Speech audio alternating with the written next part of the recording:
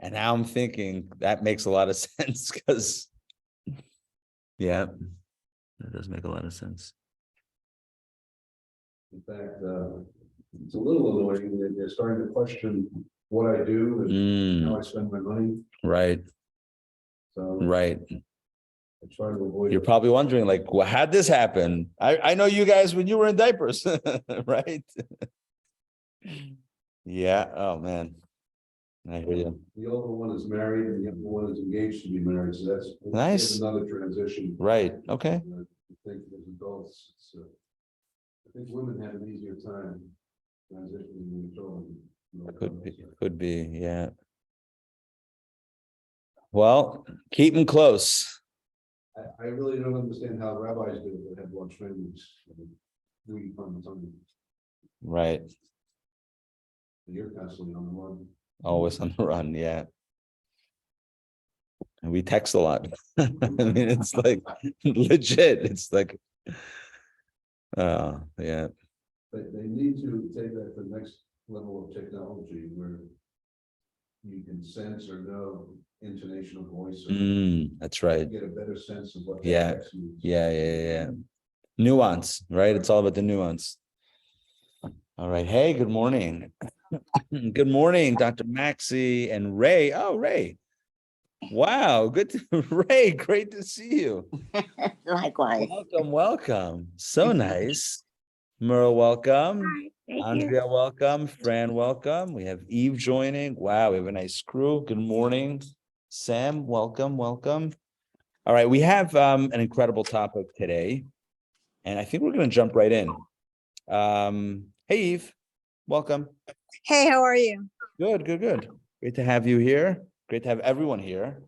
All right, you guys ready? Let's buckle up. We have quite the conversation today. All right, good morning, everyone. A formal welcome to Kabbalah Cafe. This is our weekly look at all things spiritual and mystical. So I need to say this. Today, we're going to talk about close encounters. What was that title? Close encounters of the third kind? Third kind. What was the third kind? What did that even mean? Do we even know what the third kind meant? We need to look that up. Close encounters of the third kind. What was that?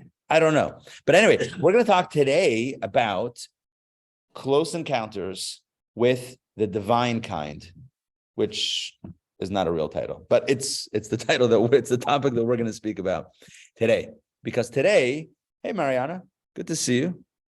And David, good to see you. Let's see who else has joined. Okay. Oh, and Alex is joining. Hey, Alex. Okay. So today we speak about individuals that had a really close encounter with spiritual experiences, some who made it out alive and some who didn't. And really today, the focus is going to be on what is it that brings about the passing of an individual who gets too close to the light. Speaking of the light, I always think about the talks that we've had. Good morning. Good to see you. The talks that we've had on near-death experiences. And I know that some of you have been at talks with Mrs. Nomi Freeman about near-death experiences, where she speaks about, she's done a lot of research on that topic. And oftentimes, people have reported that they see a light. You know, there's like a dark space and then there's a light and they're drawn toward the light. And then at some point they're told to go back. I mean, those that have come back have said that they were told to come back or something pushed them away from the light. But there's something about a light that is, for lack of a better term, attractive.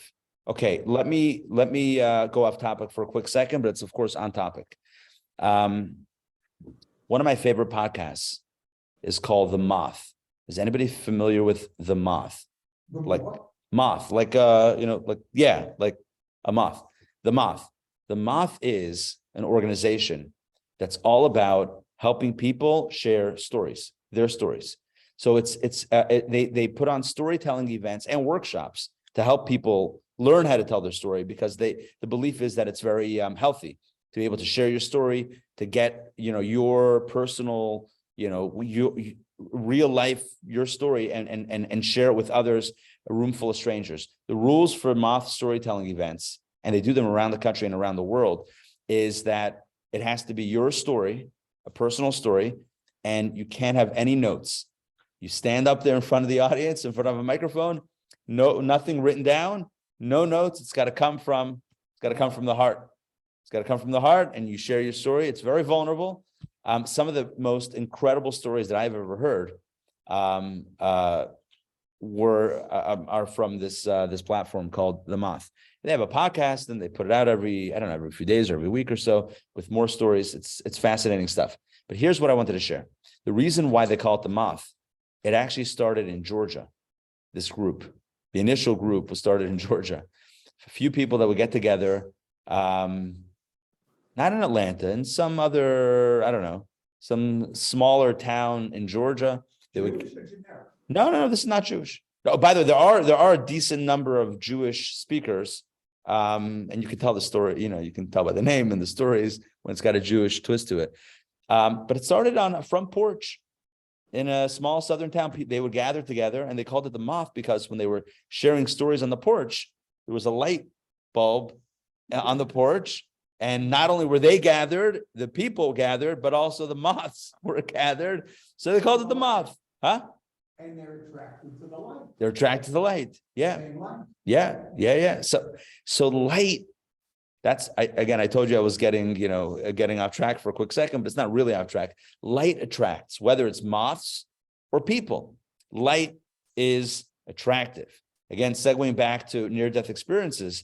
So again, I haven't had one, but from what I understand, those that have reported that they've had one, there was a strong pull toward the light, and there was a fierce resistance to be able to, fierce strength needed to resist that light. Light in general is very seductive. It's very, light attracts. That's the way it is. Light attracts.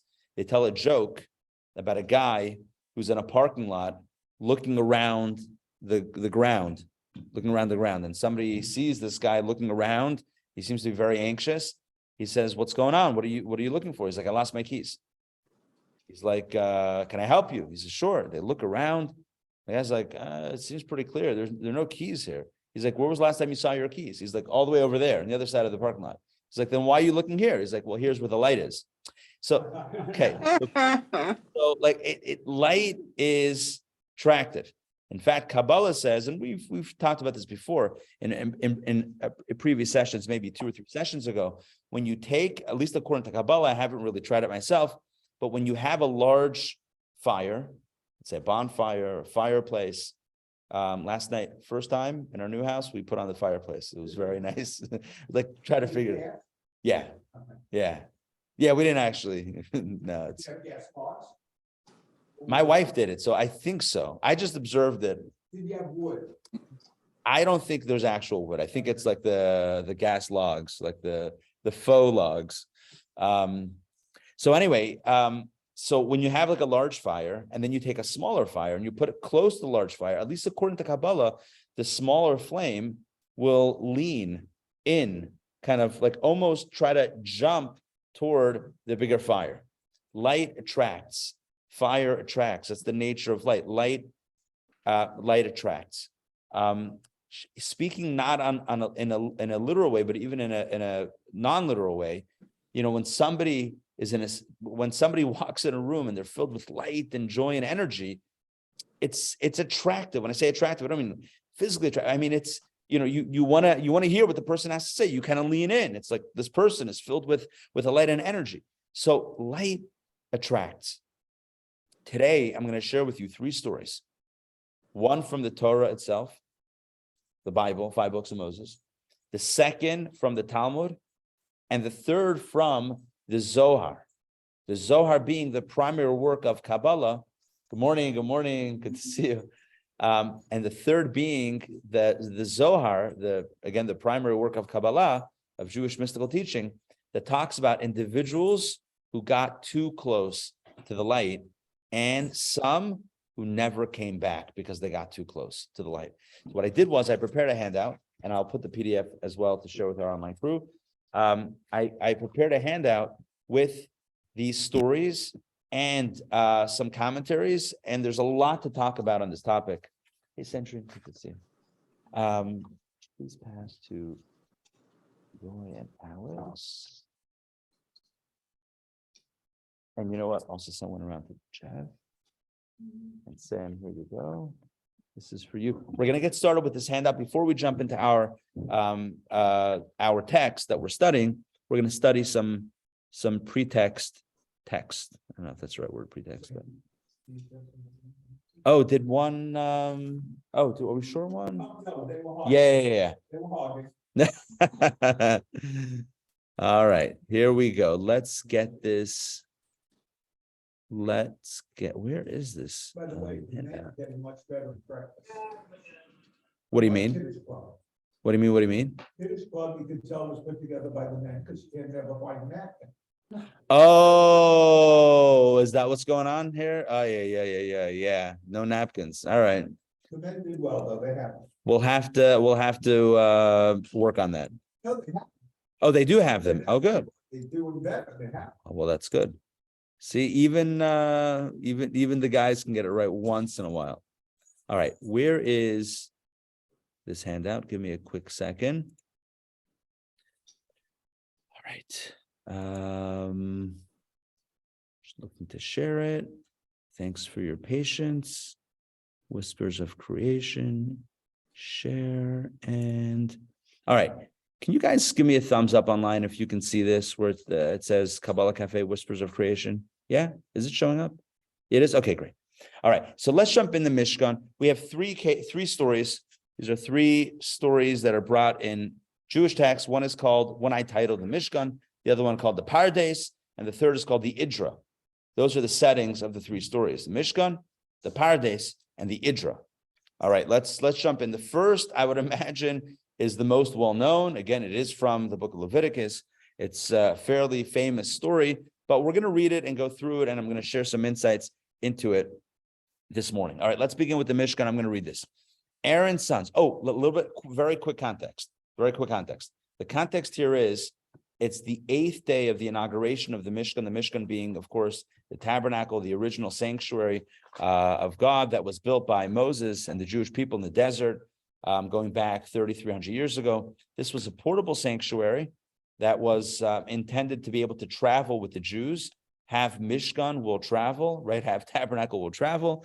And it took them a while to collect the items that were donated for the construction of this Mishkan, and then to construct it, and then to put it up. And then there was a 7-day training period. And on the 8th day, that was the ribbon cutting ceremony. That's when it officially opened for business. Maybe they had balloons like these hanging from the rafters. I don't know, but whatever. It was a day of celebration, but it was darkened in a very, very sad way with the passing of two of Aaron's sons. So let's read this inside. Aaron's sons, Nadav and Abihu, each took his pan, put fire in them. That means like hot coals in a pan, and placed incense upon it. And they brought before the Lord foreign fire. In the Hebrew, it's Eish Zara. Like Avodah Zara, like foreign worship, like idolatry. This is Eish Zara, foreign fire, which he, God, had not commanded them. So essentially, they brought an unwarranted or unrequested incense fire offering. Let's continue inside. Fire went forth from before the Lord and consumed them, and they died before the Lord. Good morning, Boker Tov. Then Moses said to Aaron, This is what the Lord spoke when he said, I will be sanctified through those near to me, and before all the people, I will be glorified. And Aaron was silent. Let me explain quickly what's going on here. Basically, tragedy strikes. Aaron was the high priest, right? Brother of Moses, the high priest. This was opening. Yeah, keep it in the family. Whatever. Sounds like all right. Excuse me, back in those days, they were Chabad heavy. Right. All right. Anyway, so Moses was the leader, the spiritual, well, I don't know what the leader of the people, And then Aaron was the high priest. Aaron had 4 sons, Nadab, Avihu, Elazar, and Itamar. The oldest 2 sons, they go into the Holy of Holies. They go into the innermost chamber. They bring this fire pan offering, the hot coals in the fire pan. They put incense on it, and this was not requested of them. And so what happens is they died. A fire consumed them. A fire came out from before God, consumed them, and they passed away. And then Moses says to Aaron, very interestingly, in what is by all appearances an attempt to comfort Aaron on the passing of his 2 sons, he says, this is what God meant when he said, I will be sanctified through those near to me. What he's saying is basically, God has taken those that are closest to him. When sometimes people say this, God takes the best, God takes, this is what Moses was telling his brother. God took, I thought maybe, as Rashi explains, Moses says, I thought maybe me or you, Moses and Aaron, maybe God would take us, as a holy offering, as it were, which is not really a thing that we believe. But anyway, Moses says, clearly your sons are even greater than we are. This was his way of attempting to comfort his brother about the loss of his sons. But if you notice, the Torah says, and Aaron was silent. No acknowledgement, no thank you for the comfort, no, silent. Moses tries to make sense of it. He tries to explain it, tries to rationalize the loss, and Aaron is silent. This is parenthetical because the class is not about how people mourn and how to comfort those who have lost, but it's come up right now in this story, so I'll mention it. In the Jewish tradition, it is not necessarily our responsibility to try to make things better, to try to explain away loss and pain and suffering, but rather just to be there with the other, to try to explain it. Well, God takes the best; they're in a better place. We sometimes hear these lines, but that's not necessarily the Jewish way of comfort. Rather, it's to be with the other person, and if they are silent, then it's then we are to be silent as well. In halakha, in Jewish law, we're always meant to follow the lead of the mourners. So if they're talkative, we engage in conversation. If they're not talkative, then we're just there. It's about the love and the presence. It's not about making things better through saying that even though we have a human inclination to try to make things better, none other than Moses himself tries to make it better. That's the interesting thing here. That's one of the interesting things here. Let's continue. A few verses later, if you notice, after Aaron was silent, I put ... because now we're skipping 5 verses. In verse 8, it says the following: the Lord spoke to Aaron saying, do not drink wine that will lead to intoxication, neither you nor your sons with you. In other words, no Kohanim, the priest, should not drink wine when you go into the tent of meeting, so that you shall not die. The implication is that if you enter while inebriated, right, if you enter the Mishkan, the sanctuary, the temple, as a Kohen, while intoxicated, that is a fatal act. Don't do it. So here we have an interesting juxtaposition. The Torah tells us a story about Aaron's sons bringing this fire offering that was not requested of them. They pass away. A few verses later, God tells Aaron directly. Usually the commandments go through Moses. Here God speaks to Aaron directly, which is unusual. And he says, Yayin v'shech al teish, do not drink wine. Do not drink wine that will lead to intoxication. Okay, let's look at Rashi, the next paragraph down. Okay, fire went forth. This is what Rashi says. Okay, Rabbi Eliezer says. So Rashi's quoting a Talmudic dispute. Okay, Rabbi Eliezer says Aaron's sons died only because they rendered halachic decisions in the presence of Moses, their teacher. According to this Rabbi Eliezer, so here we have Rabbi speculating on the cause of death, on the reason for why these 2 sons of Aaron passed away. The Torah doesn't really tell us why. It just says what they brought. It doesn't say why that caused death. So now we have a little speculation. Rabbi Eliezer says, you know what it was? In his opinion, he says, you know what it was? That they had spoken and rendered some sort of, halachic Jewish decision in front of Moses, who was their teacher. And the message is, in front of Moses, you don't jump in. Let Moses be Moses and you be you. Don't start telling Moses or saying, I think the law should be such and such. So Rabbi Eliezer says there was a situation where Aaron's sons, they expressed a position on Jewish law in the presence of Moses, and that's why they were worthy. I don't like using that word. That's why they were deemed liable for death. One opinion. Next, Rashi brings a second opinion. Rabbi Ishmael says they died because they entered the sanctuary after having drunk wine. They died because they entered intoxicated. And the proof for Rabbi Ishmael, the second opinion, is because look, 5 verses later, what does God say? What does God say? Don't enter while inebriated. What's the implication? That's why they died. They weren't warned before. Good. Yeah. Rashi brings it interesting. I didn't quote the whole Rashi. I cut off some of Rashi. Rashi says, interestingly, it's like a doctor who tells a patient, be careful with your diet. Don't eat such and such, because if so, then you might pass away like so-and-so passed away. Right? So it's like a warning is stronger when you can actually point to someone who paid the price because of that. So when God says to Aaron and his remaining sons, don't drink wine, the implication, because otherwise you're going to die. What's the implication? It's riding off of, I don't like that word, but it's on the heels, of the passing of Nadav and Avihu. It's on the heels of that passing that God is saying, you see, they passed away. Don't do this. Now, your question, though, is a good question. If they weren't warned about it beforehand, how do you get punished without a warning? We know in Jewish law, famously, typically there's no punishment if there wasn't some sort of warning, some sort of expression of this is a problem and this is the penalty. We perhaps must therefore say that there was some communication beforehand to the priests about this. Or it was a private conversation. Not everything that was said. Not all of the dialogue and conversation that everyone had is in Torah. That's we know for sure. That's where the Midrash comes in. We have all these other stories that's not in the 5 books themselves.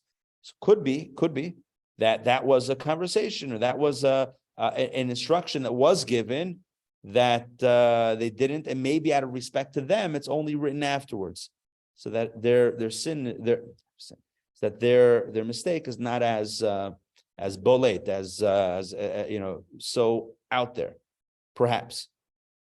By the way, we're not sticking with any of these. I'm going to share with you what Kabbalah says about it, which, by the way, includes all of these, but on a much deeper level. Let's continue this Torah. I put together excerpts, but hopefully there's a storyline that's emerging. Okay, let's continue. This is now, we're fast forwarding from Leviticus 10 to Leviticus 16. This is another 2 verses at the beginning of the Torah portion of Acharei Mot.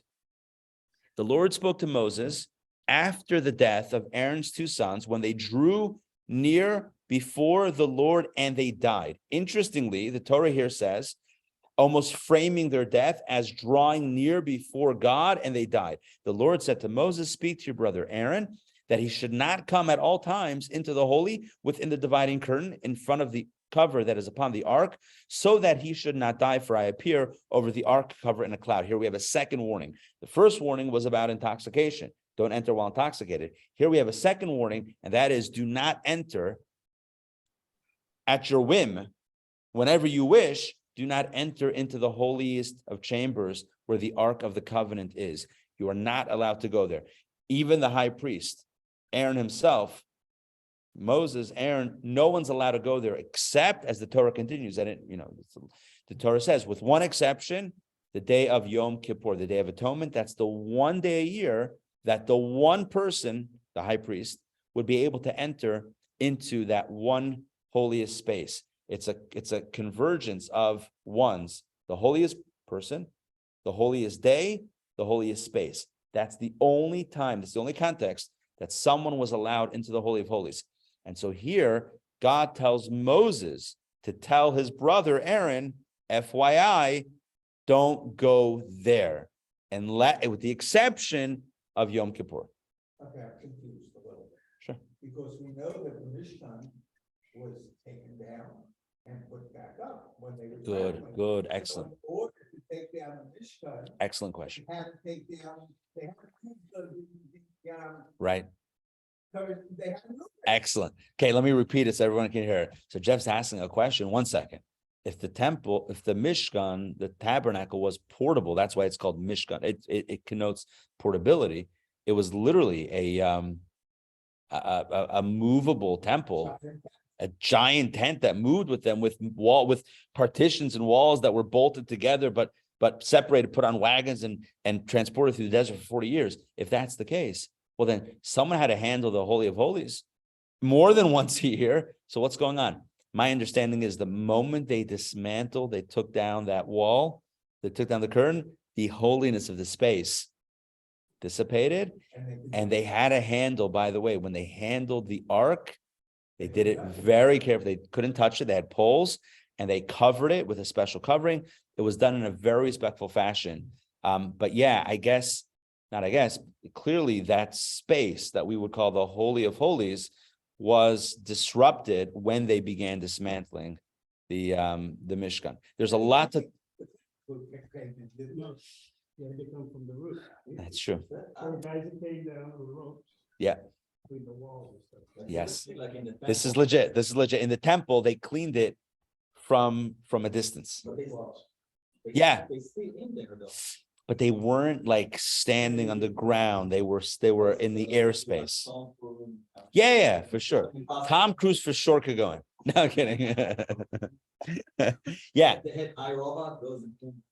If there was an iRobot, maybe. No, but they legitimately cleaned it because remember, there was blood in there and there was there was some stuff in there after they had sprinkled. There were some things that happened in the Holy of Holies on Yom Kippur, so they had to keep it tidy. So the real mess was outside. Yeah.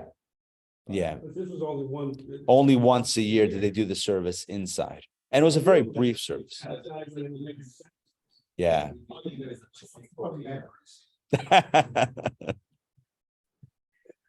A long time ago.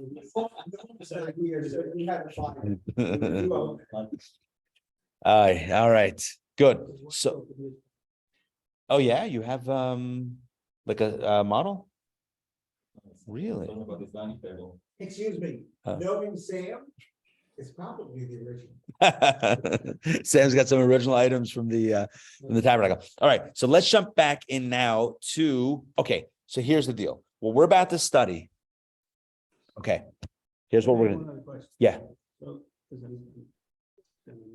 when they're consecrating, is this the period where they also like practice sessions? It's right after the practice session. This was day one. They called the practice session. They shouldn't be punished. Maybe. Right. This was opening day. It's called Bayom Hashmini, the 8th day, even though it's the first day.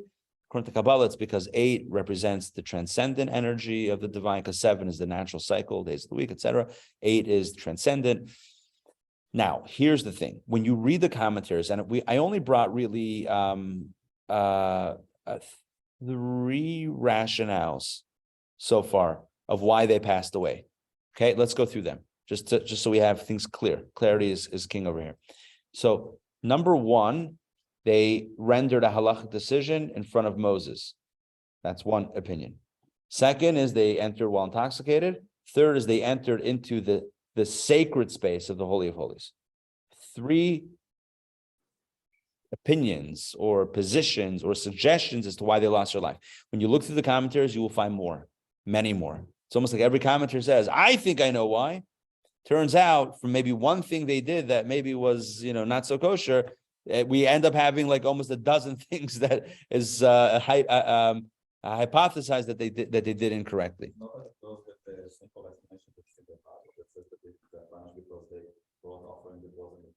It's almost like that's too simple. And so we need to come up with other ones. What's interesting is that there is a commentary called the Or HaChaim. The Or HaChaim HaKadosh, Rabbi Chaim Ibn Attar. He lived in the 1600s. He was a mystic. He was a Kabbalist. He wrote a commentary on the Torah, on the 5 books of Moses, that includes within it mysticism. It includes like it's a mystical commentary. You have different types of commentaries. For example, Rashi, who's the most famous biblical commentary from France. How do you pronounce it? Trois? I always pronounce it Troy's, but whatever. That's clearly not Troy's. That's clearly not correct, right? Right, but it's spelled Troy. O-I-S. Royd is the Trois. Really? I remember. I didn't know that. France, we had a teacher went to Detroit, hopefully he went at least to Michigan Right. University, but he was always showing up saying Detroit instead of Detroit. Detroit. This guy. That's interesting. Anyway, so Rashi famously has a commentary that focuses on Pshat. He's going to give you the simple meaning of the verse. In fact, in his introduction, Rashi says, I'm writing this for the student who starts learning Torah. When you first begin learning and you just want to know what it says, don't give me any elaborate explanations. I just want to know what's the narrative. Give me the simple meaning. He calls it the 5 because you don't have to be 5 to study Rashi, but like the point is for the basic beginner, you want a simple explanation, look to Rashi. You look at the Arachaim Hakadosh, you look at that commentary, you're going to get the mystical stuff. So he has a long, pages and pages and pages on this story with multiple explanations. I'm telling you, multiple, like 3 or 4 or 5 different angles on this. Why is it multiple pages? No, this is just 2 pages. I know, because I cut it because I'm not doing the whole thing. So I cut and I excerpted here the part that is relevant to today's conversation and I believe very powerful. So look at the bottom paragraph on that opening page where it says another approach. Now, the reason why we start off by saying another approach is what I just said. He brings multiple approaches to understand, but he is unfazed. And this is something that the more Torah you learn, the more you get comfortable with this. He is unfazed with multiple perspectives and vantage points on a single story or narrative. It's not a problem that you have multiple vantage points that might be contradictory. Who cares? The mind can handle different positions. Shivim panim la Torah. The Torah has 70 facets, like a diamond. Every time you turn it, another sparkle, another shine. Torah, you can look at it from multiple angles. So here's this one. Another approach to the word vayamutu, and they died. Focuses on the nature of these sons' death rather than on the fact of their deaths. So he's about to explain the nature of their passing rather than the fact that they did pass away. So here we go. The Torah writes, when they drew near before the Lord to describe that due to their love for God, these people, Nadav and Avihu, the 2 sons of Aaron, came too near the celestial source of light, which has a deadly effect on man. This is the mystical dimension of what is commonly known as death by divine kiss. How ominous, right? That is called Misat Nishikin, death by kiss, death by divine kiss. The kiss of death. You ever hear that expression? Comes from, is it mafia? Kiss of death.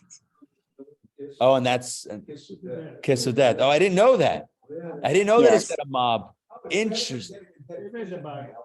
They right. So this comes from originally the death by kiss, right?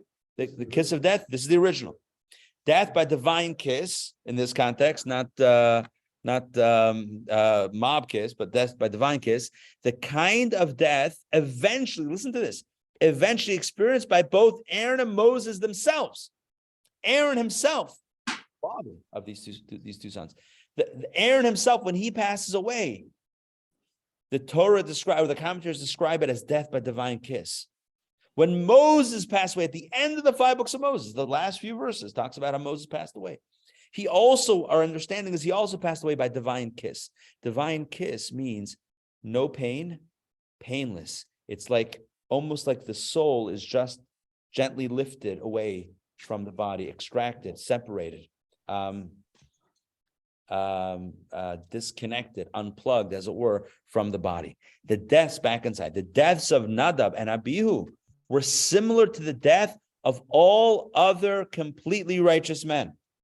The only difference was that in the case of the deaths of people such as Moses and Aaron, God's kiss of death approaches them, whereas in this case, Nadab and Abihu approached the kiss of death. Listen to this. Listen to what he says. When other righteous people pass away by the kiss of death, by the divine kiss, Hashem, God initiated the experience. But these individuals, Nadav and Avihu, they initiated the divine kiss. In other words, who kissed who? You with me on this? Who kissed who? Moses, and God kisses Aaron. Not physically, but conceptually.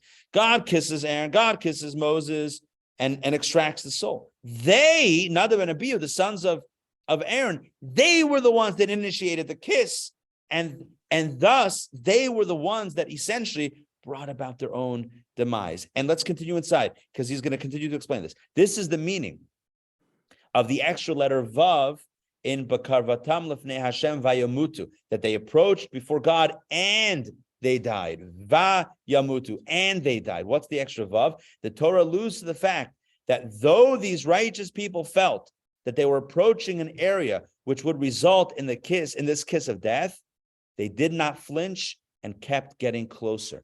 They kept on going to the light. They kept on moving to that space where their lives would ultimately end. They didn't step back. They didn't move away. They leaned into it and they kept on going. They didn't flinch. And listen to how he phrased it here. This is powerful. They attained a state of religious intoxication. And here what the Or HaChaim does, this commentary, Rabbi Chaim Ibn Attar, what he does is he starts reclaiming all of the old commentaries. What does it mean when the Rabbi Shmuel said they were intoxicated?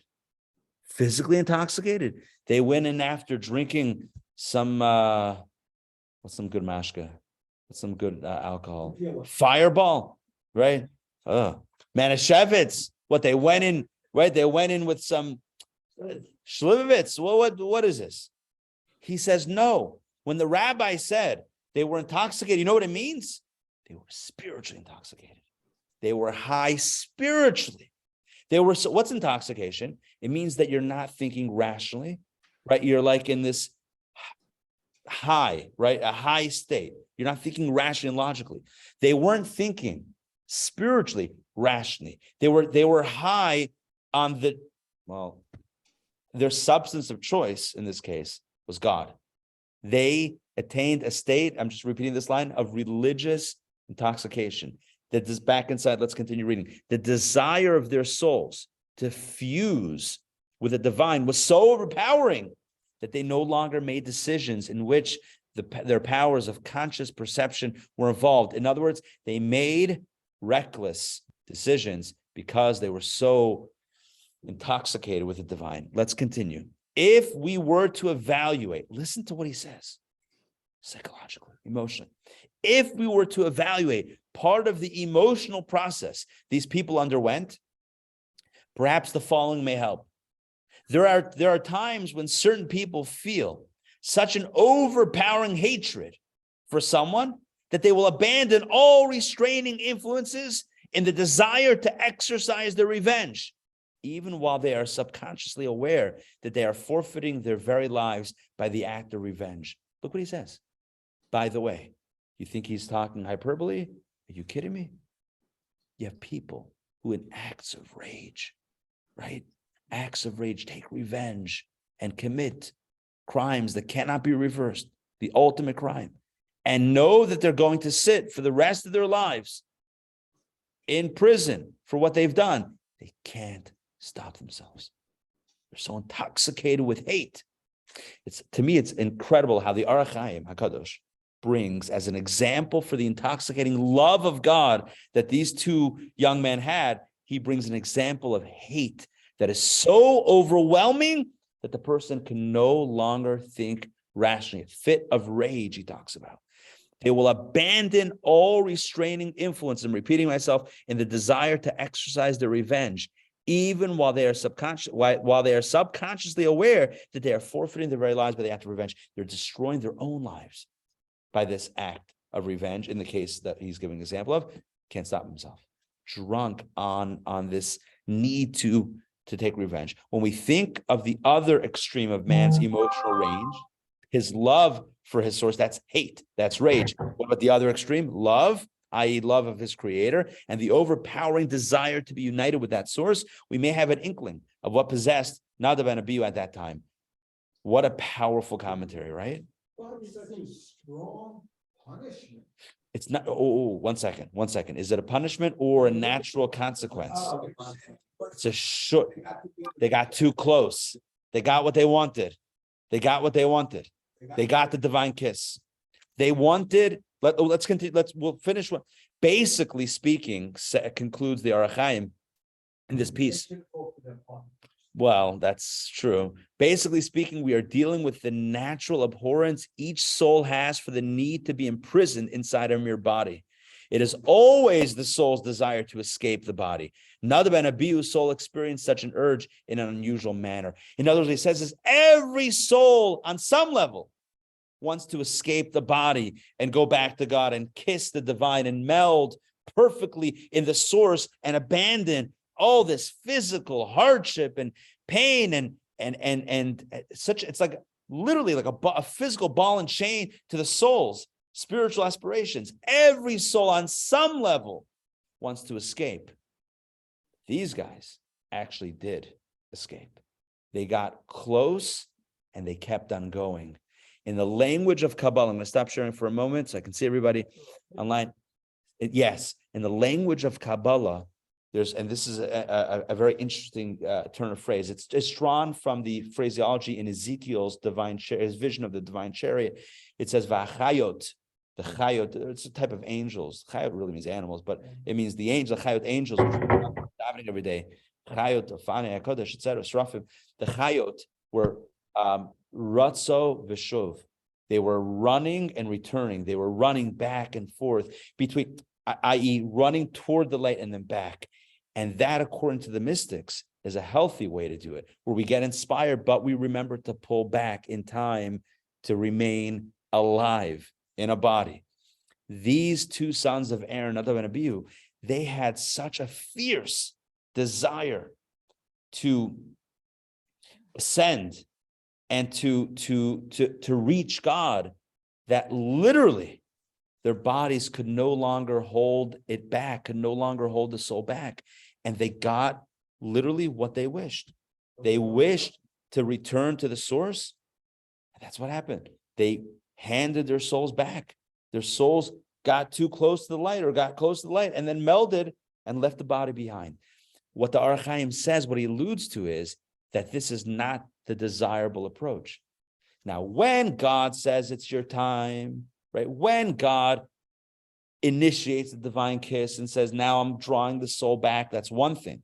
But for the person to hand it back, that is quite another thing. So according to the mystics, because the Orach Chaim is really the first one to articulate it in this type of terminology in such a clear, powerful way. This commentary is powerful. And by the way, the Rebbe speaks about, the Lubavitch Rebbe speaks about this, and he explains how if you take the Orach Chaim's approach, you can actually include their allusions to all of the other approaches. They brought an offering they shouldn't have brought. Which offering? Their souls.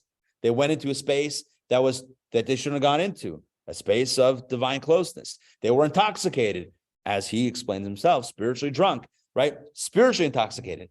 All of the explanations that we have that seem to point fingers at them in a very negative way, the Orach Chaim says, actually, they had a very spiritual motive and a very heightened spiritual experience.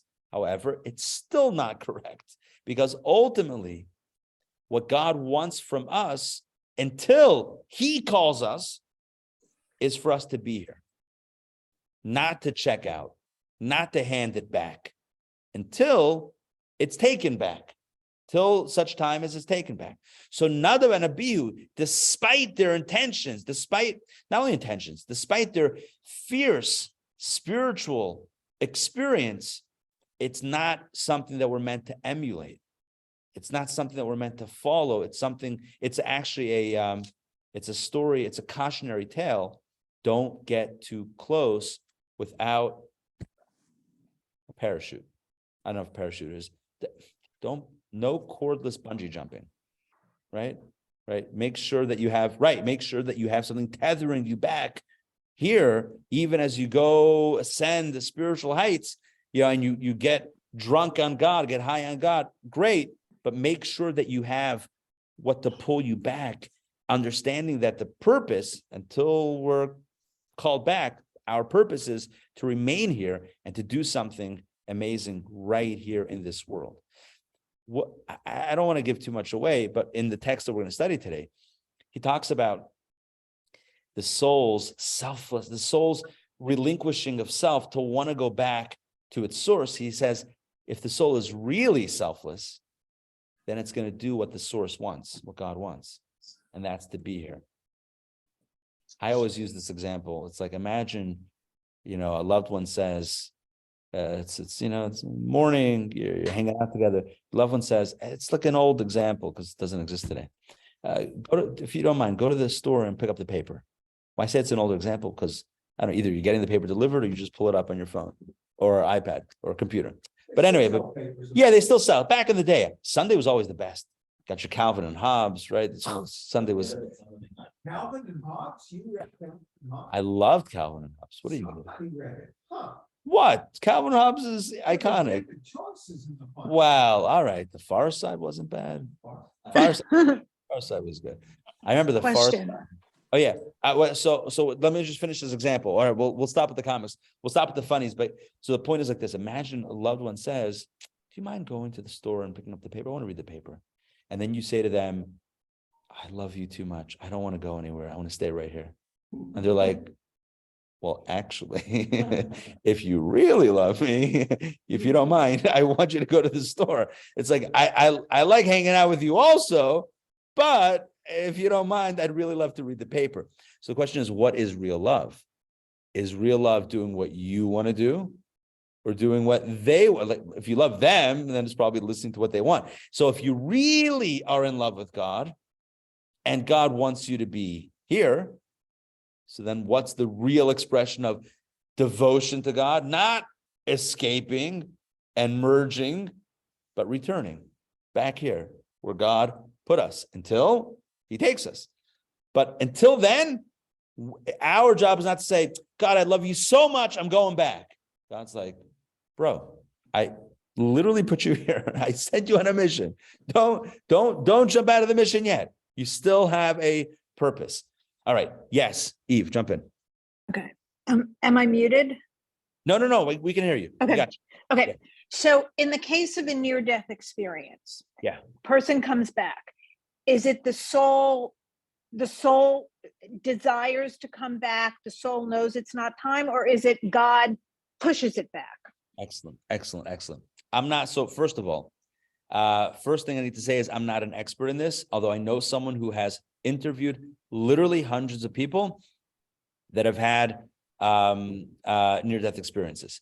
So I don't know the answer definitively. I can find out. But from what I recall from Mrs. Freeman's talk, she's the one who's spoken about this extensively and researched this extensively. From what I recall, I think there were reports of kind of loved ones or others, maybe divine force saying your time is not up yet, go back. And then there might have been also times where the person themselves somehow recognizes that it's not time yet and pulls it. I think it might work both ways, but I'm hesitant to say anything definitively. From my recollection, I remember hearing stories both ways, but I can't be 100% certain. But it's certainly a topic. And again, it speaks about this idea of being drawn to the light. The light is very seductive. And as the Orach Chaim, as we just read inside, he says, every soul is drawn toward the light, but not every soul goes all the way. Nadav and Avihu, they went all the way. And that's, although the on some level, the most spiritual experience anyone could ever have, but it's not necessarily what God actually wants. They can't tell their friends about it. And they can't tell their friends about it, right?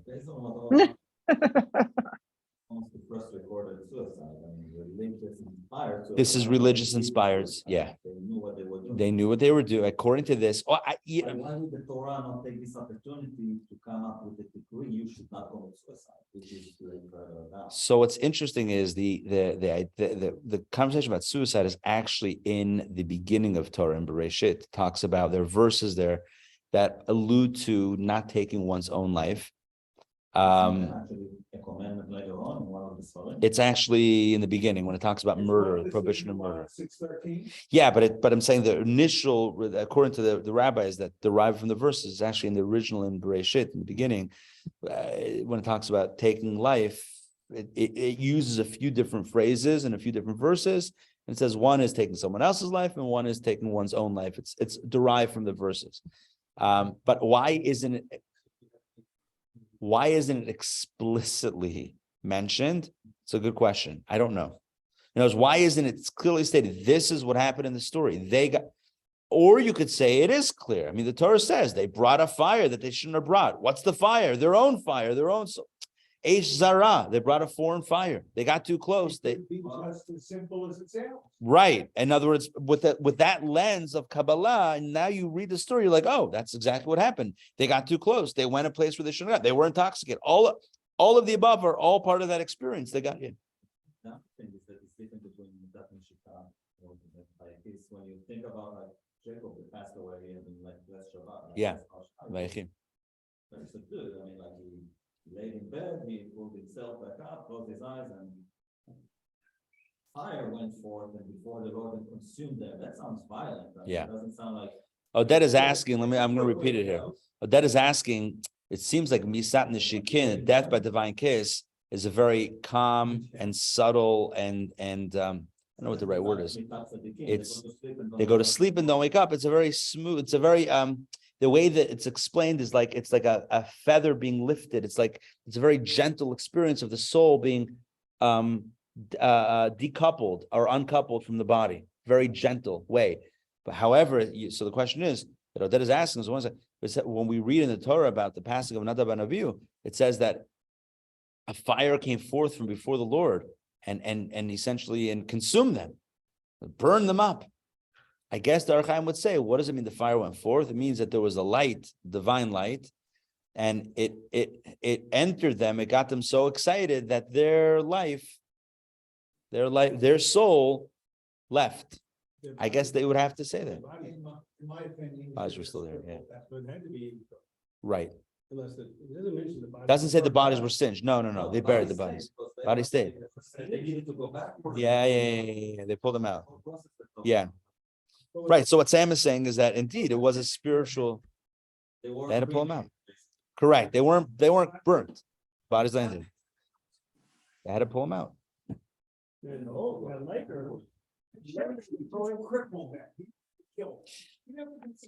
You see, the way the Or Chaim says it's not a punishment. In other words, their soul, they got too close to that space, and their soul merged back with the source. And when that happens, it's no longer in the body, and that literally just constitutes death. Death is separation of soul and body.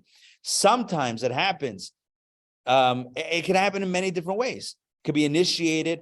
First of all, we said last week, it could be initiated by illness or by, God forbid, violence. God forbid, illness also. It could be by the body not being strong enough to hold the soul. It could be initiated by the body not being able to hold the soul not because the body is physically too ill or weak or compromised, but because the soul's desire is too strong, the body can no longer hold it back. Or it can be initiated by God. There are multiple ways. Let's read back inside a few. Did anyone else have a question? No, I think we're good. Okay, so let's look back inside. I'm gonna share my screen again, if I can find it, and we're gonna look at two more cases. We'll do these a little bit more quickly, so that we can put together the narrative and then hopefully jump inside for a little bit of inside stuff. Okay, the paradise. We have two more examples of this. All right, here we go. Let me share my screen. Whispers of creation. Here we go. Boom. The paradise. Okay, this is also a fairly well-known story. If you know a little bit of Talmud and Kabbalah, this is brought quite often. All right, this is straight up the Talmud. This is Gemara. This is Talmudic excerpt. This is not Kabbalah, although the Talmud does bring mystical ideas, and this is one of those instances. The paradise. The sages taught, Tana Rabbanan, 4 entered the orchard. the orchard is the Hebrew or the word is pardes. Pardes. Pardes literally means orchard, but trust me, they weren't hanging out with the apples. This is not the apple orchard. This is like the orchard, a spiritual space of delight, the orchard, right? I.e., brackets, they dealt with the loftiest secrets of Torah. By the way, Rashi and Tosfot, at some point I'm like, I can't bring all the commentaries, but Rashi says they ascended to heaven to study the secrets of Torah. Tosfot says they didn't necessarily ascend to heaven, but they engaged with the secrets of Torah. So that's why I put here, they dealt with the lofty secrets of Torah. So 4 entered the Pardes. They had a spiritual experience. Who were they? They are as follows. Ben Azai, Ben Zoma, Acher. Acher means other. It's a euphemism for Elisha ben Avuya, who is an interesting guy, which we'll speak about in a moment. And the 4th individual who entered this experience was Rabbi Akiva.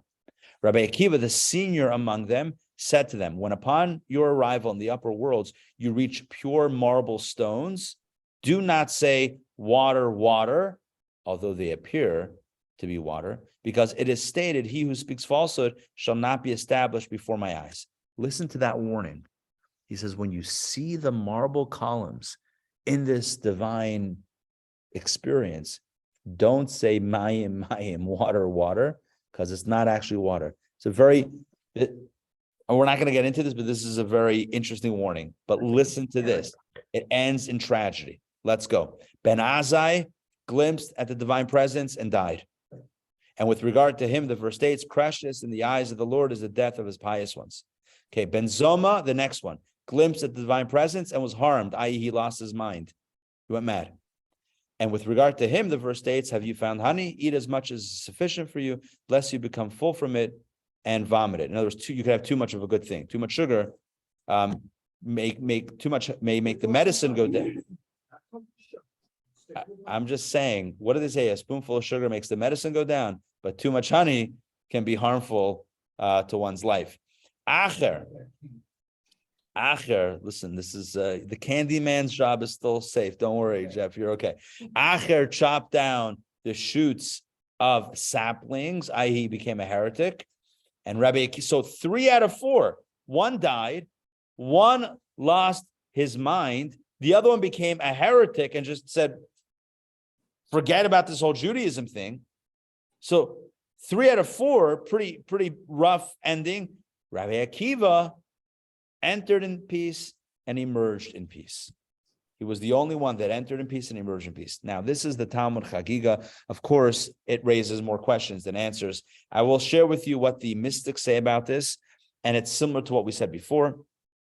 These are individuals that had a spiritual experience. They went in too deep, and they didn't have an escape. They didn't have a way to come back. So one lost his life, one lost his mind, one lost his faith, and only Rabbi Akiva nichnas b'shalom v'yatsa b'shalom. It's because, as Kabbalah explains, because he entered in a state of equilibrium, equilibrium with the right perspective of what this experience should be and should not be. That's why he was able to get out of it, because otherwise you can get lost in the experience. You can get lost in the experience if you go in and you're just like, show me what you got. Then it can become too big and too overwhelming and too seductive to ever come back. Only Rabbi Akiva entered in a state of equilibrium and was able to exit as well. The others, not so much. By the way, Elisha ben Avuya became known as Acher. He was one of the greatest sages of his time. The 3rd one that was mentioned, one of the greatest sages of his time. He was the teacher. Yes. Yes, he was the teacher. One sec. 100%. That's why they did it. He did not. He was the teacher of Rabbi Meir. Rabbi Meir is one of the greatest sages of the Mishnah. He was one of the greatest scholars of his generation and of all time. But after this incident, and there was a few other incidents that are brought down in Jewish lore as to what was the trigger, whatever. Anyway, he became a heretic, and they didn't know what to do with him because his mind, he didn't die. His mind was still intact, but he just lost faith in God. Some say, by the way, that he saw somebody climbing up a tree to send away the mother bird, which is a mitzvah. The Torah says, there's another reason, right? And that mitzvah, the Torah says, if you send away before taking the eggs, send away the mother bird out of respect that the mother shouldn't see the eggs, then you'll live a long life. He sees this person climbing up a tree to do the mitzvah, and his son to go up and climb. Oh, his son, right? His son, right? A guy asked his son to go up, so now the son is listening to his father, which is long. Torah says will give you long life, and the mitzvah that he's doing is sending away the mother bird, which also gives you long life. He's listening to his father and being respectful to the mother bird, and he falls off the ladder and he dies. And he said, this is another origin story of why he became a heretic. And Elisha ben Aviah said, that's it. I can't believe in this anymore. Where's the reward? Where's the promise? Where's God when you need him? So, because the guy fell and didn't have the long life. he died. Kid died on the spot. He was doing a mitzvah, 2 mitzvot. But, okay, along the same lines, 2 mitzvahs in the Torah that guarantee you a long life. That one and Kabbalah et Avicha ve'et Imecha. Right. And then I look at my father who died at 54, and he honored his parents as much as you can. Yeah. So what do I say to myself? He died at 54. Maybe he was supposed to die at 18 Right. in Europe during World War II. That's not right. So it's all relative, right? It's all relative. That's not the approach that Elisha ben Aviah took, according to that origin narrative. Either way, he becomes a heretic, and they didn't know what to do with him because, on the one hand, he was such a repository of Torah wisdom. He knew so much, and he could teach so clearly, even though he didn't believe, he didn't practice, but he knew. So they called him Acher, the other one. And no, listen to this. It said he would ride on his donkey on Shabbat, which was right. He was right, and Rabbi Meir, his student, would walk alongside. Rabbi Meir, the Talmud says this story. One day, one Shabbat, he was on his horse, he was walking, and he was teaching him Torah because he was learning. He was separating the good from the bad and filtering out the heresy from the Torah. Rabbi Meir was. And they get to the point where it's 2,000 cubits outside the city where you're not supposed to walk past. And Rabbi Meir says to his teacher, Elisha ben Aviah, he says, it's time. We have to stop. It's time to turn back. And he says to his student, there's no turning back for me. I heard in the heavens, they said that Acher, everyone can do tshuva, everyone can come back except for Acher. Listen to this. The way it's explained by the commentaries, the explanation of the story is that he weren't just talking about the 2,000 cubit line of Shabbat. Rabbi Meir was telling his teacher, it's time to come back. It's time to come back into the fold. And he says, I can't. Because I heard behind the curtain above, they said, everyone can come back except for Acher. The way the Rebbe explains this is that was a mistake. Who are you? Who are you? Are you Acher or are you Elisha ben Aviah? Heaven didn't say Elisha ben Aviah can't come back. It said Acher can't come back. Shed that persona of Acher and you can come back. It says everyone can do tshuva except for Acher. But why are you assuming? Why are you owning that persona of Acher, the other one? You are Elisha ben Aviah. You with me? Elisha ben Aviah convinced himself that he was Acher, and then he's like, well, I can't come back. It's the story we tell ourselves, the personas that we adopt.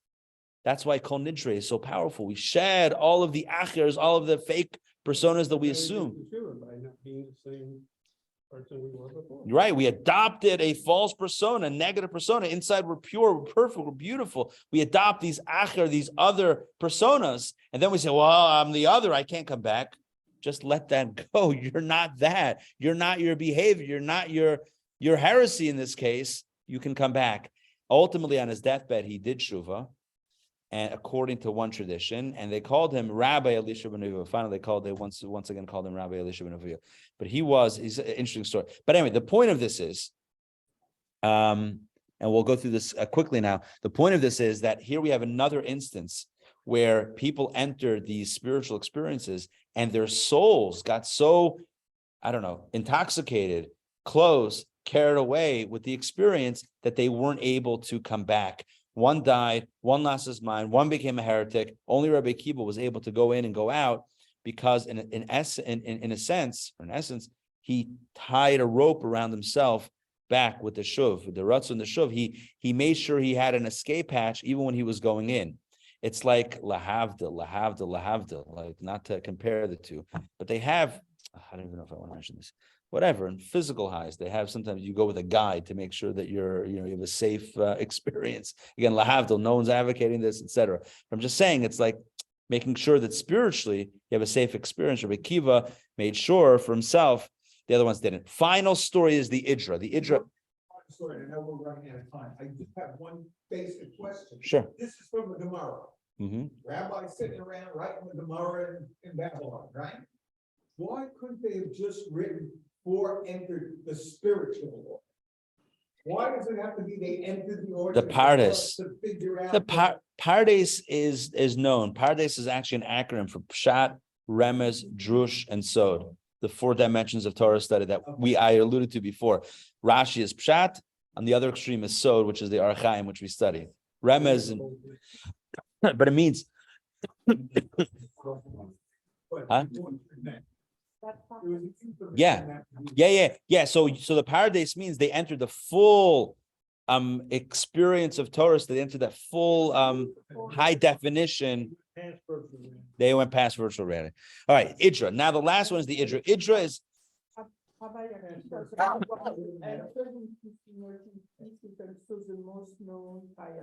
yeah, right. He was the one that's the most grounded. It's great to go high, but it's even better to come back and integrate it and build something here. All right, so on to the Idra. Idra is a yes, Ellen. Is this Rabbi Meir, is he the one who was married to Bruria? Yes. They lost their children? Bruria his wife was a tremendous scholar. She was a Talmud. She schooled the sages of her time. She was far and beyond. Tragic ending. Oh my gosh, there's so much. We got to do it. We have to do a course on. We got to do a Talmud course. All right, that's coming up. All right, the Idra. Idra is Aramaic. It's in the Zohar. Idra for chamber, also like a spiritual chamber. This is excerpted from Zohar 3:144a. It's a little cut and paste over here, but just stay with me and we'll do this together. When these mystic matters or mystical matters were revealed by Rabbi Shimon ben Yochai. Rabbi Shimon ben Yochai was the father of Kabbalah, the author of Zohar. So when these mystical matters were revealed by Rabbi Shimon ben Yochai, heaven and earth shook, and a voice declared, "Sublime matters have been revealed below." And while these men, as we'll see soon, there were 10 individuals, while these men were basking in those matters, the spiritual matters, their souls departed with a kiss. Remember the kiss? And the angels took them. 10 entered the chamber, the Idra, and 7 left. There were 10 who entered the Idra, that experience. Another mystical experience. 7 left, but 3 were taken with a divine kiss. Let's continue. Before the Chaverim, the members of the mystic circle left the chamber, the Idra, Rabbi Yossi ben Yaakov, Rabbi Chizkiah, and Rabbi Yesa died. Those were the 3 sages who died. Rabbi Shimon ben Yochai cried out, "Perhaps, God forbid, it is decreed that we be punished, for through us has been revealed what has not been revealed since the day Moses stood at Mount Sinai." In other words, maybe we've gone too far revealing the secrets of Torah. He then heard a voice from heaven, "Fortunate are you, Rabbi Shimon, for to you has been revealed what has not been revealed to all the supernal hosts." Rabbi Shimon said, "How fortunate are these 3?" So at first he felt guilty. He was nervous, like, oh, maybe we went too far. He heard a voice that said, "Fortunate are they who heard this." In other words, this was a sublime experience. They, the survivors, arose and went. The faces of all of them shone, and people were unable to look at them. It's a very long piece of Zohar that's just excerpted from that. But here we have a similar story about individuals who entered the mystical experience, and some did not emerge okay. Now, this sets the stage for what I wanted to read inside. I see we're right at the time now. So I think we'll just do this next week. We'll do it inside next week, and we'll continue. We'll pick it up next week. So today we laid the groundwork. We talked about 3 stories. Story number 1 is the death, the passing of Nadav and Avihu, the 2 sons of Aaron. And while the commentaries have many ideas as to what happened, maybe they were drunk, and maybe they were this, and maybe they were that, the Orach Chaim really frames it in a powerful way. What happened was, at least according to this understanding, is they got too close. Their souls short-circuited, right? It got too close. Their souls just left their body. They got too close, and they couldn't come back, or they didn't want to come back. Then we have the story of the Pardes, the 4 who entered that Pardes, the orchard, the spiritual orchard of Torah. That spiritual experience, 3 don't survive that experience intact. 1 does.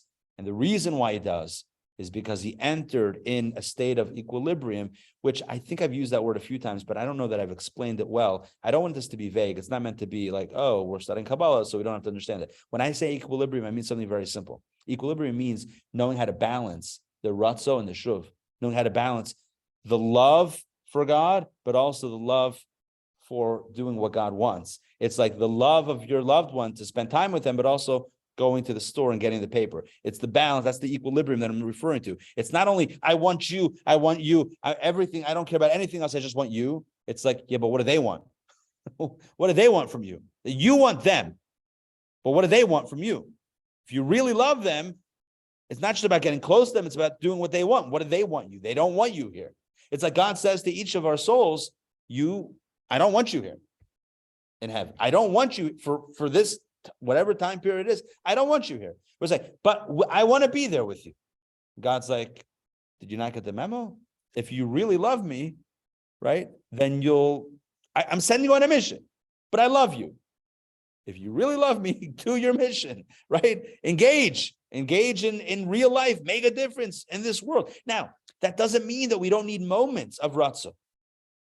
We need those moments of sublime ecstasy. We have 1 day a year for that. That's designated for that. Yom Kippur. It's the 1 day a year that we leave the body behind. Think about it. No food, no drink, no physical indulgences, no physical pleasure. It's the 1 day a year that essentially we say to the body, not about you. But you know what happens after Yom Kippur? We break out the bagels. The point is not to get stuck in Yom Kippur.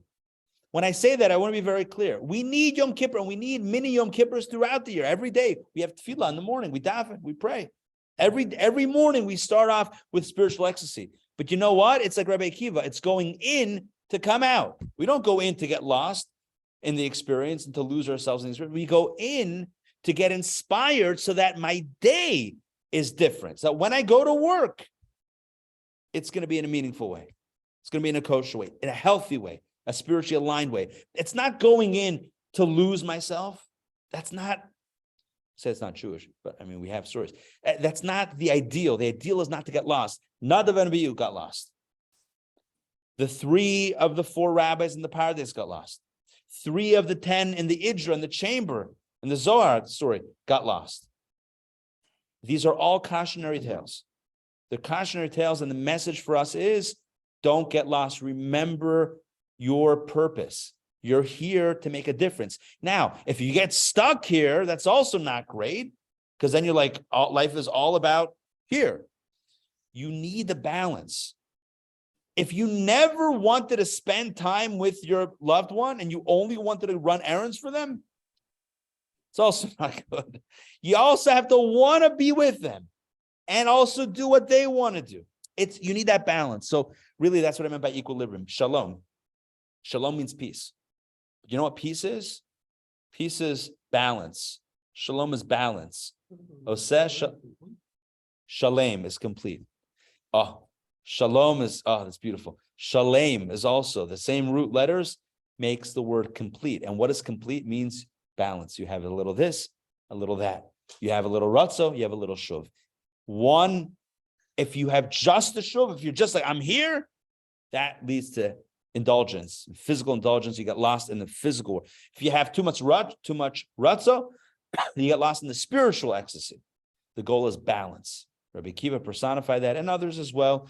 And that's a message for us. So as we enter this week, this brand new week that Hashem has given us, has granted us, all of us here, that we have the opportunity to be together, to study together. Let's dedicate this week to finding moments of both experiences, both the ecstasy of spiritual connection as well as the groundedness of what we might call spiritual application. Not just the ecstasy, but also the application. How is my inspiration going to make a difference to the ones around me, to the people I work with, to my neighborhood, to my my peace in the world, my place in the world? And so, my friends, let's commit to being inspired and to being grounded. Huh? JLI, yes. Oh, along those lines, I should mention, we're starting a brand new JLI class this week. It's called Book Smart. It's an incredible 6-week course that takes a tour of 100 generations of Jewish scholarship. So, for example, if you're wondering to yourself, well, what, we spoke about today, Kabbalah, Medrash, Talmud, maybe Mishnah. I mentioned Mishnah. Maybe it was a Mishnaic sage. We talked about Torah, 5 books. What are the major works? What are the big themes, etc.?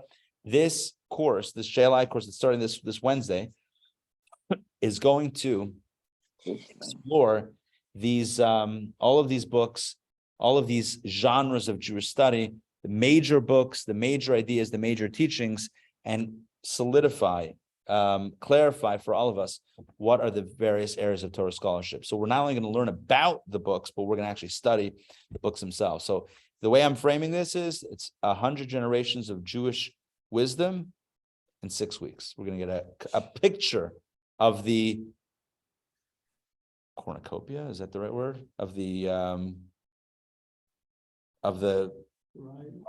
potpourri, the variety of Jewish study. Also, I should mention, I'm one of the course editors. This is a JLI course that's an international course. I'm one of the course editors. I worked on this course about a year ago with the course authors, so I can vouch for it. It's a great course. If you're wanting to check it out, you can always check it out. Teaching it Wednesday afternoon at 12 and Wednesday evening at 7:30.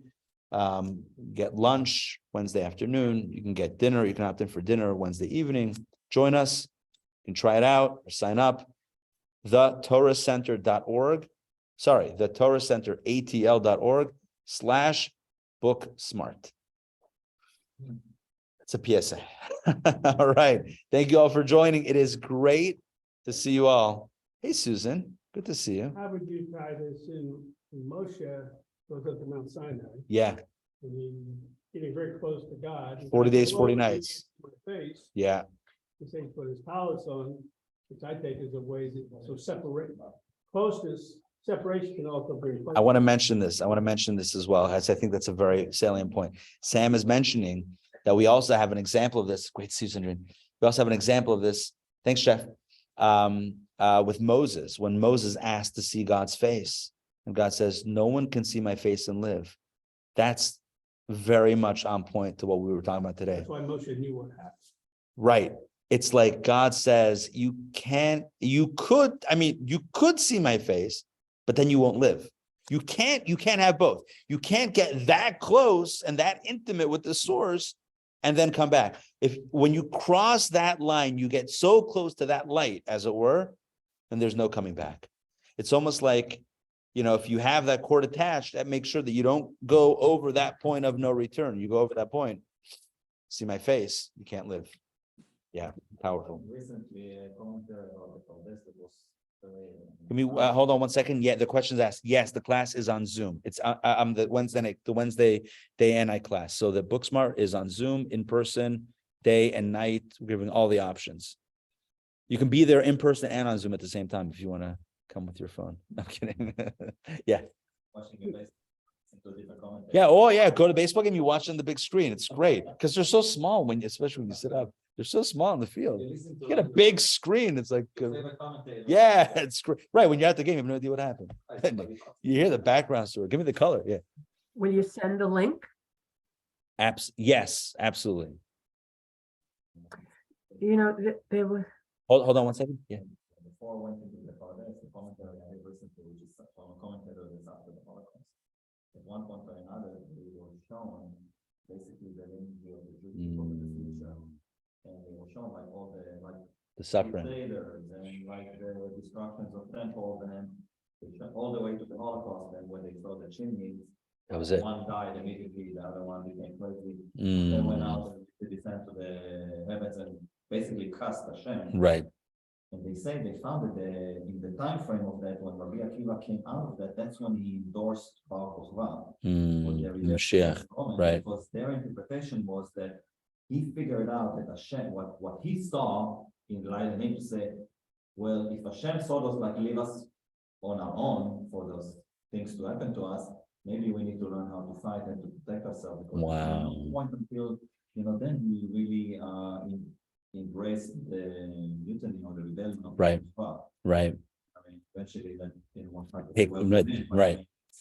You're saying that's what his idea was.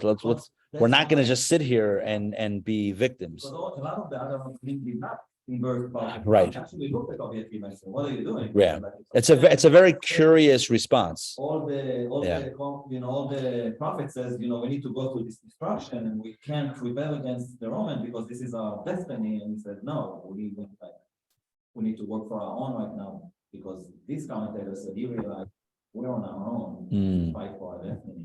Wow. It was like, whoa. That's an elaborate comment. I want to repeat it, but it's basically, Oded said he read somewhere commentary, and there's different ways to look at it, obviously.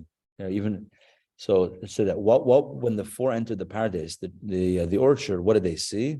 A simple understanding is they had a Torah experience, the mystical experience. But Oded said that one opinion has it that they saw Jewish history and the suffering.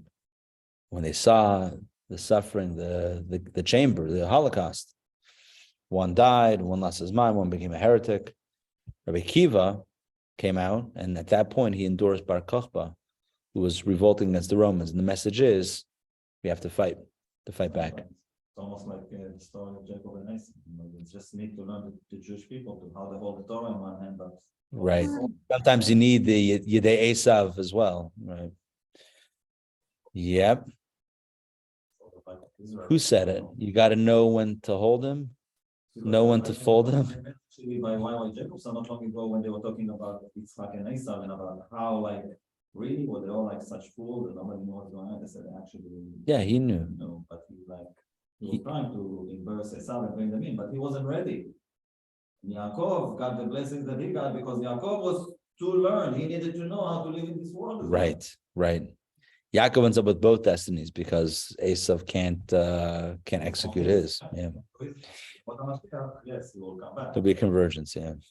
So it's fascinating and also the establishment of the state of Israel and the fact that Israel needs to fight for its life every single day. Right. That's that part of Jacob. That's the strength. Gotta take the sword sometimes. Yeah. You can't just lay down and. Right. And that's what Rabbi Akiva did with Bar Kochba. Anyway. Powerful. Pleasure. Great to see you. Thanks. I have a source. Like, where did you hang the Zohar? Is this online? So no, it's not online. You know where it's from? It's from this. It's from this mimer. But in the footnotes, they translate the excerpt. So I just copied and pasted. Yeah, they did. I could have put the original, but it's not. I couldn't find the translation of it. That's the problem. I can't find. Zohar is hard to, like a Cincino thing, or Something here. It's like an older- of the old books. They moved it down. I've never been downstairs. And they're just down there. I need to go down and see. Somebody's supposed, yeah, it used to be over here. Mhm. If you find it, let me know because we could use some Zohar in English. Pleasure. Thank Thank you, you. Rabbi. Pleasure. I'm gonna put Thank you. here. And I don't know if it's helpful to anybody, the Torah Center ATL.org/pleasure. Shavua Tov. Thank you. I think that's the link. I don't even know. Should be. Thank you. You guys. Bye, Joy. Bye, Alex. Thank you. Beautiful Thank you. class. Thank you, Thank Mariana. you. Thank you. Thank you. Pleasure, Merle. Great to see you. For the class, for the book class is to sign in the website or Yeah. Yeah. I put the link there, the Torah Center ATL. I hope that link works. Let me copy and paste and see if it works. But that link should be it. But if you need the link, just email me or text me. And I can, okay. yeah. So the best way is to sign up, and then that way you'll get the links and the materials and all that stuff. And Yeah. it's the same with PayPal and that. Yeah. Okay. If you have Great. any issues, just let me know and we'll get it done. Great. And it's Wednesday night, yeah? Wednesday night, 7:30. Right. Great. I've signed up, Rabbi. I'm Oh, seeing you there. fantastic. Yeah, Oh, I'm yeah. excited. I'm coming on the 12 o'clock one. I'll be Oh, there. perfect. Oh, good. Yeah, Good, thank good. you. It's gonna be See a lot you. of fun. Thank you. Rabbi, Okay, we're- bye-bye. Thank you. You're Beautiful still- class. Thank you. Thank You're you. still doing Tuesday, yes? Yeah, the- Tuesday in town. Yes. Okay, thank you. Yes. Excellent class. Thank you, Rabbi. Thank you. Okay. Ellen, yeah. I just want, the book that I read about Rabbi Ben Abuya, Elisha Ben Yes. Abuya, was As a Driven Leaf. And Oh, it was a very nice book. It was a very, Sounds- wasn't very esoteric, but it was a good book. That's where I had read about Broria too. It interesting. was in that book. She was, I mean, that they lived it's a very fascinating story of their life. And Rabbi Meir, Bruria, they lost